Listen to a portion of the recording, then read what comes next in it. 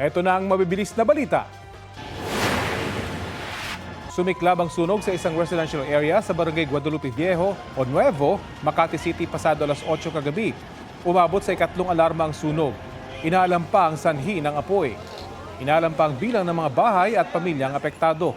Walang naiulat na sugatan o nasawi sa insidente. Sugatan naman ang tatlong sakay ng isang SUV matapos makasalpukan ng isang jeep sa Maynila. Tumagilid sa kalsada ang SUV habang wasak naman ang harapan ng jeep na maghahatid sana ng mga prutas. Naospital ang mga biktima kabilang ang driver ng SUV na nasa malubhang kalagayan. Ligtas naman ang mga sakay ng jeep. Patuloy ang investigasyon ng mga otoridad sa aksidente. Hindi tumalon o itinulak kundi nagpadaos-dos umano sa bangin si dating DPWH Undersecretary Maria Catalina Cabral. Ayon yan sa pagsusuri ng forensic group ng PNP. Balitang hatid ni June Veneracion. Sa mismong bangin sa baba ng Cannon Road sa Tuba, Benguet, kung saan natagpuan ng labi ni dating Undersecretary Maria Catalina Cabral. Ginawa ng 3D scanning ng PNP Forensic Group. Ipinakita na ang resulta niyan. So ito po yung ating highway, yung edge. Tapos yan po yung actual na ravine. Sa investigasyon ng Forensic Group, mahigit 16 na metro ang lalim ng bangin o katumbas ng 6 hanggang 9 na palapag na gusali. Sa baba, nakita ang katawan ni Cabral na 0.2 hanggang 0.8 meters lang ang layo mula sa base ng bangin. Indikasyon na wala o manong tumulak sa kanya. Kung tinulak ito, chances are lalayo pa siya doon. So makikita nyo dito na ang kamay niya, yung palm ng kamay niya, ay may gasgas din po, no? Pati yung likod, may gasgas din po. So ang laki po ng probabilidad na nagpadaos-dos po talaga siya. Sabi ng Forensic Group ng PNP, feet first fall ang nangyari kay dating DPWH Undersecretary Maria Catalina Cabral. Ibig sabihin, unang tumama ang kanyang mga paa pagbagsak sa lupa bago nabagok ang kanyang ulo. Base raw ito sa mga bali sa paa, bukong-bukong, binti, hita at dislocated hip joint ni Cabral.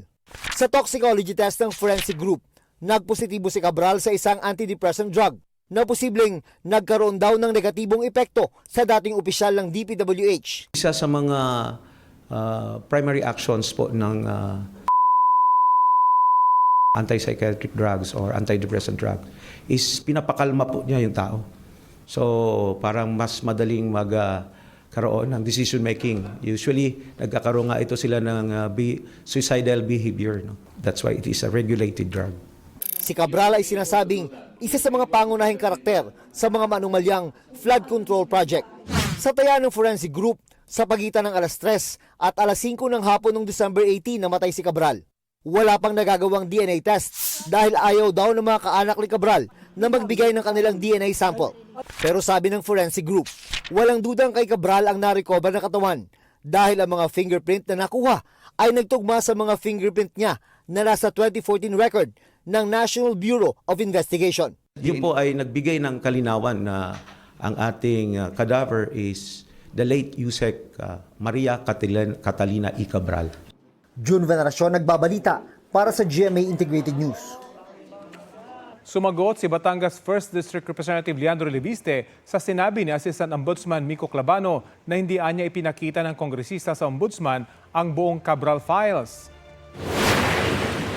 Hindi naman po sila humingi ng anumang impormasyon na hindi ko po ibinigay sa kanila. Ako pa ang nag-volunteer sa kanila ng mga files ni Yumaong Yusek Cabral at hindi nga po nila hiningi, pinakita ko sa kanila, ipinakita ko po more than what they asked for. Nauna kasing sinabi ni Clavano na limitadong bahagi lang ng mga dokumento mula kay dating DPWH Undersecretary Maria Catalina Cabral ang ipinakita ni Leviste. Sabi pa ni Leviste sa Facebook, wala si Clavano sa investigation team ng Ombudsman na bumisita sa kanya noong November 26. Kung may duda raw si Clavano sa kredibilidad ng mga may soft copy ng Cabral files, sinabi ni Leviste na pwedeng ikumpara ang mga dokumentong hawak niya sa kopyang meron din ng DPWH, Ombudsman at iba pang nag-iimbestiga sa issue sa flood control projects. Ang Cabral files ay may listahan ng mga mambabatas na pinaglaanan umano ng pondo para sa DPWH projects.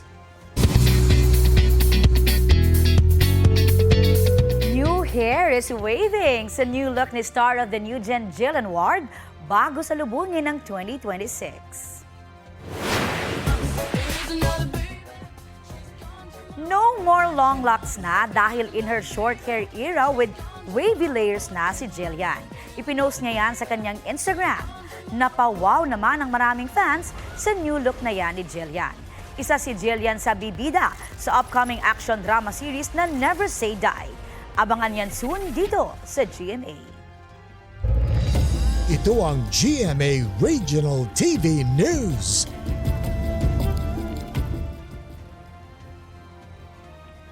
Patay ang isang motorcycle rider na bumangga sa isang multicab sa Gimbal, Iloilo. Ayon sa pulisya, lumipat ng lane ang motor kaya sumalpok sa kasalubong ng multicab. Sugat sa ulo ang ikinamatay ng rider. Posible umanong nakainom siya ng madisgrasya. Nag-uusap na raw ang pamilya ng rider at ang driver ng multicab. Dead on the spot ang isang pasahero matapos tumagilid ang sinasakyang bus sa Marilaki Highway sa Infanta, Quezon. Sa video nakuha ng isang motorista, kita ang nakatagilid na bus. Kumalat na rin sa kalsada ang tumagas na langis mula rito. Base sa investigasyon, may sakay na 29 na pasahero ang bus na papunta sana sa Real, Quezon para sa excursion ng mga miyembro ng Sangguniang Kabataan. Posible umanong sinubukan ng driver na magpreno at nawala ng kontrol kaya nagdire-diretso sa barrier. Isinugod sa ospital ang mga sugatan. Nasa kustodiya naman ng Infanta Police ang driver ng bus. Ayon sa Infanta Police, hindi dapat dumaan ang bus sa Marilaki Highway dahil para sa maliliit na sasakyan lang ito. Sabi naman ng driver sa pulisya, sa Marilaki Highway siya pinadaan ng navigation app. Inimbestigahan pa ang dahilan ng aksidente. May event sa New York sa Amerika para sa mga gustong magbawas ng baggage o dalahin sa buhay bago magbagong taon. Yan ang pakulong Good Riddance Day sa Times Square. Ibinahagi ng ilan ang mga gusto na nilang ibaon o kalimutan ngayong 2025. Parang babay lang sa masamang alaala at sari-saring bagay. Isinulat nila ito sa papel, pinunit at itinapon sa basurahan. Kalahati ng papel ay isang ticket na simbolo naman ng Fresh and Better 2026.